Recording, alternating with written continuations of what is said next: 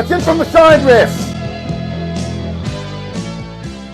Welcome back to In From The Side. Week 4 of the Autumn Nation series has wrapped up. I'm here with Matthew Rhodes. Welcome back, Matt. Thanks, bro. We're going to dig into it. A great weekend of rugby that we saw over the weekend. Again, it was the last weekend of action for the Springboks. Don't know what we're going to do with our free time over the next couple of weeks, but we'll figure something out and watch some old rugby. But we're going to review this last weekend's rugby, mention some standout players, and then, as always, we will give you the top 5 tries at the end of this video, as well as our weekend MVP. So let's get into it. Matthew. Yes, brother. What did you make of this weekend's rugby? Great weekend, as always. The standard of rugby has been very, very high. Yeah, fantastic rugby all round. I thought there were a few sort of gimme games where one team just ran over the other, which made for a bit of a try fest. And so picking our top 5 tries of the week was a challenge. There were a lot to go through, and that'll be at the end of obviously this episode, so stay tuned for that. But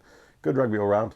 Yeah, absolutely. Let's kick off with Ireland versus Fiji. I thought Fiji was going to be a little bit more competitive than they were, but Ireland hitting their strides, I suppose. They didn't start off the Autumn Nation series well against the All Blacks. Yeah. They were iffy against Argentina, and things just clicked against Fiji. Yeah, again, I think maybe the scoreline flatters them a little. They weren't the polished article. I thought Caelan Doris played really, really well, led from the line, from the 8. He was playing a lot of link-up play, really good captaincy on the day, good for his try as well. And so they had a good hit out. It wasn't like, it didn't set the world alight, but I'm sure they'd be happy with the win. Yeah, absolutely. They play Australia next, which we'll get to the Australia-Scotland game a little bit later, but that'll be their last game of the Autumn Nation series, and they'll be looking to finish strong. Last game for Andy Farrell before he starts focusing on the Lions for next year, which is going to be a very juicy series. Down in Australia. So this is a nice little, almost curtain raiser, maybe, because quite a few of those Irish boys would be putting their hand up for the Lions tour for sure. And so, and obviously Farrell will want to be working with boys that he knows as well, I'm sure. Yeah.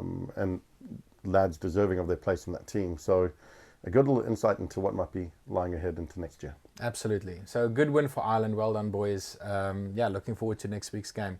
I want to leave the Springboks to last because we want to spend some additional time on the Springbok game against Wales. Yeah. So let's talk about Italy versus the All Blacks. Yeah. The All Blacks saved the worst for last, I think.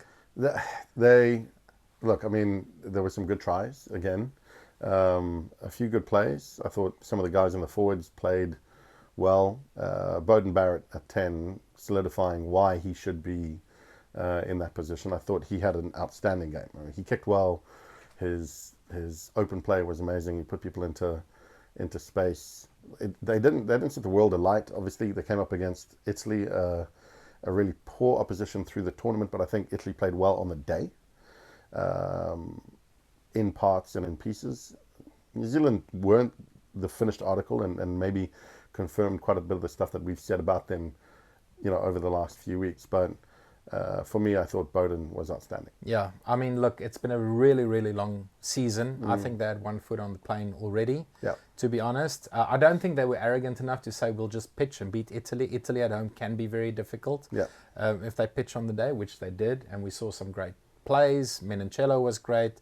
Seb Negri, as always, one of the standout players in the Italian side. So the centre pairing for Italy was fantastic on the day. Yeah, they gave New Zealand a good run for their money. And if it wasn't just for a couple of lapses in concentration, if you look at Cam Roygaard's try, just poor, darting through. They just lost concentration.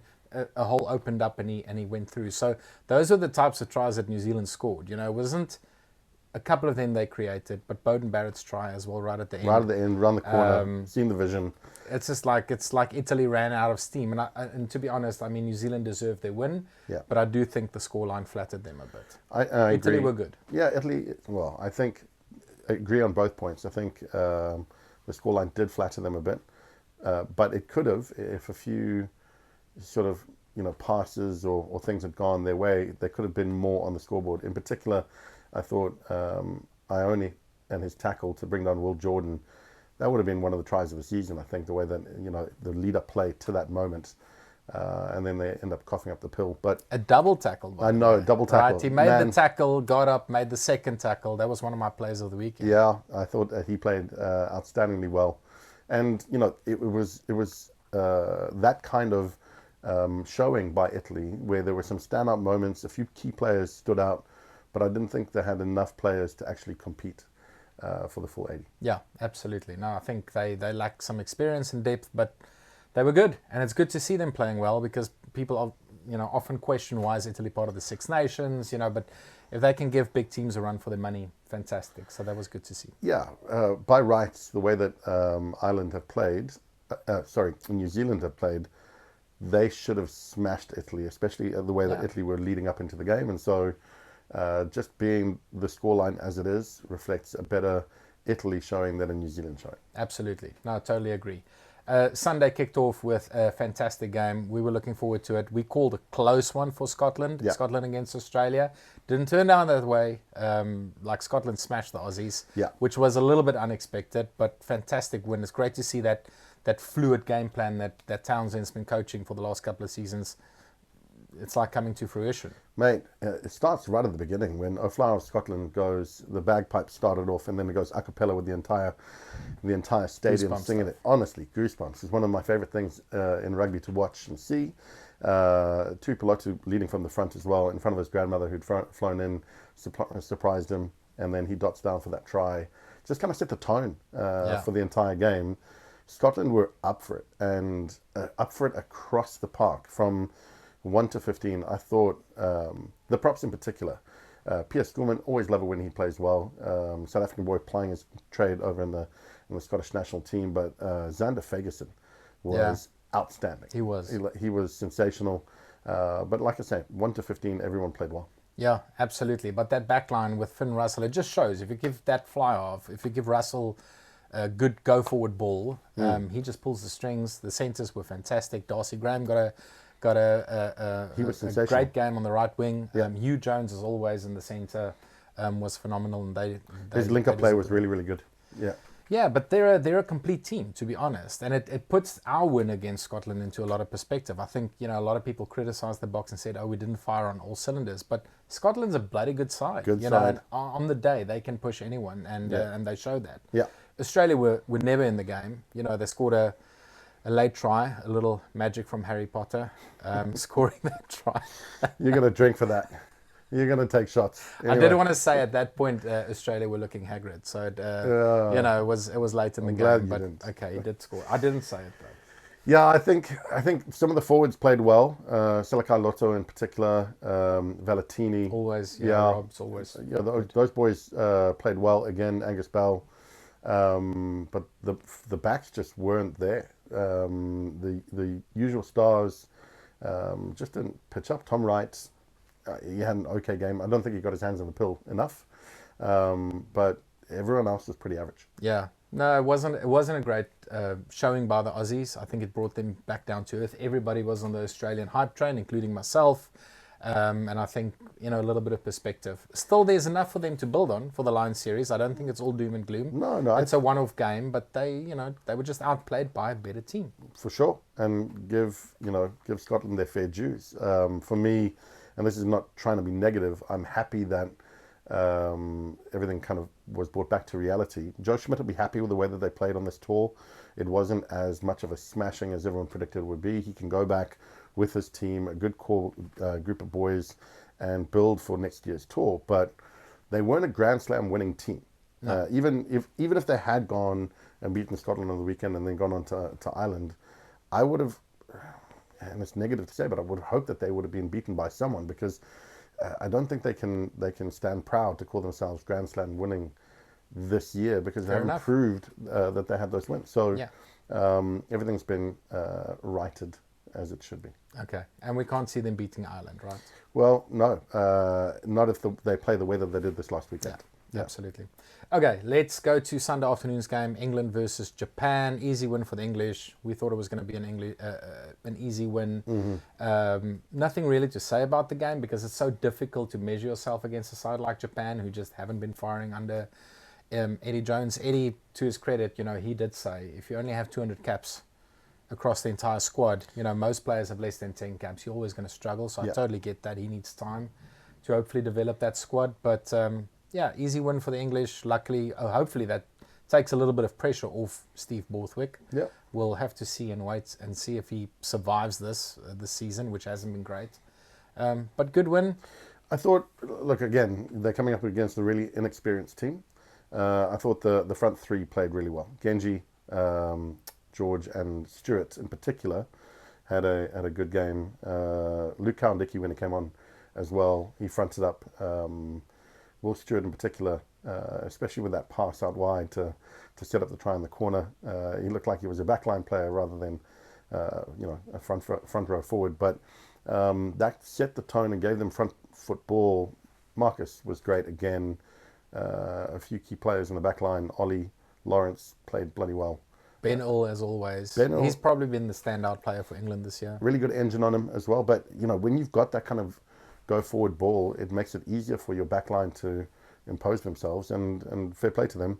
They had tries galore, some of which were outstanding. Yeah, absolutely. Okay, so good win for England. Let's talk about the main event. Springboks versus Wales. We started like a house on fire. And we scored in the first 5 minutes. Great try by Franco Mostert. And I thought, oh, mate, I think it was 12-0 after 12 minutes. We were scoring at a point a minute. So I do think that we left about 4 or 5 tries out there on the field that we could have scored. The score could have been a lot bigger. But in saying that, we hardly ever got out of third gear. And we still smashed Wales. So it was a good win. It was a good win. I think sometimes those games you can trip up in because you're not being tested at your highest level. Therefore, you're not playing to your highest level. Therefore, there's a bit of complacency that invariably just sets in. And you could see it in a few passes going loose, a few drop balls. Conditions just didn't seem to be great. It wasn't an outstanding, polished performance. No, it wasn't. But also, I think Wales knew that they were never going to win this. So they were trying to disrupt as much of our play as they could. But you're right. Often we were just a little bit rushed. Knock-ons at the base of the ruck, inaccuracy at line-out time, passes not going to hand, forward passes. The little flick to Sia, I thought that was a legitimate try. The ref called it as a knock. So it could have been a bigger score. But I think, us as South African fans, just shows how high our standards are. That, it was a good win, great win. We went through the tour unbeaten for the first time in 11 years, but still, we want more. We want that complete performance, which we just haven't seen from the Springboks really this year. Well, and again, fair play to the boys. They all put their hand up, and hearing Sia talk about it afterwards, they know they've got more in the tank. And when they've just, beaten, come off a 4-0 tour of the Northern Hemisphere, beaten everyone, sometimes convincingly, and they know they're not at their best and there's still more to give, that's got to be scary for other teams. That's very scary. I was about to say the same thing. And we talk a lot about Tony Ball. If I still don't think it's really clicked. We haven't really, brought that into our game. We've seen glimpses of it. Yeah. But if we can get that full 15-man performance, good luck to anyone who plays against us. I mean, it is scary. I don't agree with the guys on the breakdown. Like Jeff Wilson has said, the Boks can never be better than they were at Twickenham last year when we smashed the All Blacks. I think we've only really scratched the surface. Yeah. And JC Creel has said that. He said, we've had a good season. This is a good foundation for us to go and dominate next year. So I'm already looking forward to 2025. Yeah, there's lots to build on. And 51 caps this year? 51 players individual players used over, a 52-week season or year is phenomenal. So it just shows the strength and depth that we have. Rusty's not afraid to try different combinations, try new things. But in saying that, the combinations that are tried and tested, are proving to be the secret sauce. Jesse and Damien, again, unbeatable as a duo. They are fantastic. I tried to rate the South African performance. Who didn't have a good game? Everyone had a good game. Everyone was 7s, 8s, 9s. It was hard to pick out someone who was not doing well. But again, that's credit to the Springboks as much as it's sort of an acknowledgement that Wales didn't pitch up. I think for Wales, Jack Morgan and James Botham were on the loosies outstanding, and they did disrupt us at the breakdown and made it difficult for us James Botham in particular was showing a lot of heart and passion and trying to get his boys around him to kind of, battle it out. And I thought that he was worth his try in the 79th minute. Nice consolation for him because he just kept on going and kept on going. But there was no one else around him that stood up. Yeah, we almost feel, and I mean, this doesn't sound, I don't mean this to sound patronizing, but we do feel sorry for Wales because they are going through a tough time, right? We were there, 2015? 2016? Yeah, exactly. We were 2016, 2017, same issue under Alistair Coetzee. So, we feel for them. We want them to be better. I don't think it's for a lack of trying. They put in a lot of effort, and you saw a lot of players really give it their all. They're just inexperienced, and you could actually see it like with the national anthems. We looked at some of the players. We're like, these are boys against men. Yeah. And they, we knew what the result was going to be. Sure, it was never in doubt. But, and again, we'll see what happens with Gatland. I expect Wales to bounce back from this. They're a proud rugby nation. They've had their worst year, and things can only get better. So good luck to them. I did feel sorry, not in a patronizing way. I did feel sorry that the world number ones, the best team in the world currently, who are on a rich vein of form, are coming to town when you are so downtrodden. But things can only get better, so onwards and upwards. But we also know how quickly things can turn. Yeah. So Rassie's taken a team ranked 6th, 7th in the world to world champions within 18 months. There's nothing to say Wales can't turn it around. We know how passionate they are about rugby, so let's hope we see more of them and see some of those players in the Lions tour, which we're going to continue to talk about more over the next couple of months. Indeed. So great win for the Boks. Two things that we did want to talk about, just a special mention to Sam Cane, TJ Perenara playing their last test for the All Blacks. Yep. Two champions, more so Sam Cane, World Cup winner, 100 caps for the All Blacks, ex-All Black captain. I think he's worthy of a quick cheers. Yeah, cheers to you, Wiki. Just respect, Sam. You've been fantastic, a great servant to the game, fantastic player. Didn't always get the credit he deserved. I think he was a better player than people gave him credit for, but... just a salute to a fantastic career and a great fantastic career, great player, great captain at times as well, and always played with a lot of heart and a lot of grit. So fair play to you. All the best in your career. And apart from what happened in the World Cup final, not really a controversial player. He's just one of those quietly does his job, grind it. And got on with it. And another special mention, not a player, but someone who's been part of the Springboks for 17 years, Renee Naylor, the physiotherapist, yeah. She's been around since Snorter's day, I think, in 2008. And again, a fantastic servant to the Springboks. She's like the mom of the team. She's always been part of the team. Everyone sees her on the field. A couple of interviews in the Chasing the Sun as well, giving her opinion and point of view. And rightly so. She's been part of the woodwork there for so long and has decided to hang up her boots. Yeah, fantastic. So again, a big thank you, Renee, to your service to South African rugby. Cheers to that. We salute you and wish you well on all your future endeavours. Cheers. There we go. Right, fantastic action this week. We debated a couple of tries. It wasn't easy because there were probably about 10 tries we could have picked. But here are our top five tries of the weekend. They don't hit and stick defensively.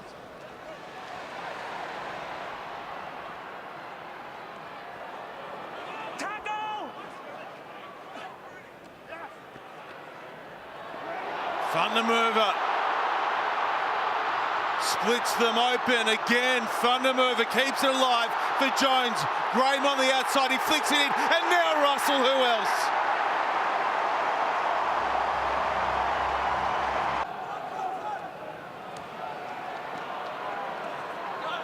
Sent wide by Horn, and again they probe through that outside centre channel. Graham ducks under a couple.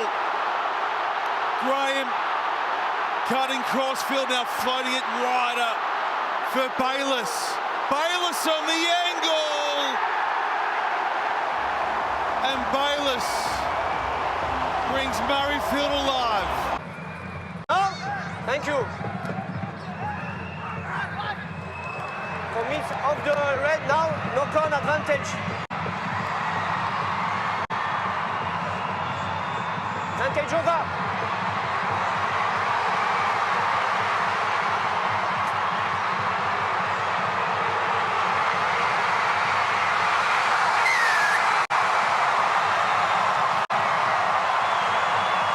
Bits of driving play, bits of tip-on play, bits of wide play.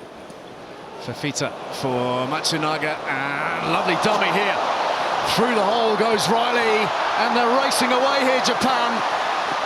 Saito, terrific score. Arguably the best of the day so far. To the air, Bevan. Well taken. Don't go over! Thank you. Hendrickson. Men out the back, plenty of them. Diolende slips it wide and they step on the gas through Creel. Here comes the danger man. Colby on the ball. So elusive. What a line that is from Mostert.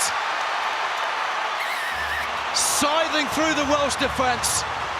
An unbelievable angle and a fabulous start for South Africa. Okay, that was our top 5 tries of the weekend. I hope you enjoyed that. Tell us what you think in the comment section. Who did we miss out? What tries stood out for you? And who should have been on the list? And another feature of ours is obviously the MVP of the weekend, which we decided was Curtly Arendse. Curtly Arendse. So he didn't win man of the match, but he had a fantastic game. We thought he should have been man of the match. We did. So France, Argentina. We picked Louis Bielbiere.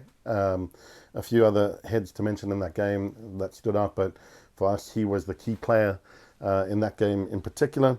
Scotland and Australia, Blair Kinghorn had a great game. The Scottish team from, as we've said, across the board, all stood up. Ireland and Fiji, Caelan Doris really led from the front and was the standout player in that game. And then England and Japan, lots of key players across the field. Marcus had a good game, but we thought Ollie Lawrence had a particularly good game. And then with Italy and New Zealand, Beauden Barrett, just showing world class at number 10, showing everyone why he should be cemented there, and then not playing around with that position. Before Wales and South Africa, Curtly Arendse, a couple of key moments under the high ball, gets the ball for us, turns it over, we go and score. Franco Mostert in the corner for his try. He has his own try in the game, really, really good. He had a lot to do. Steps off the left, comes back on the right with 2 defenders coming across.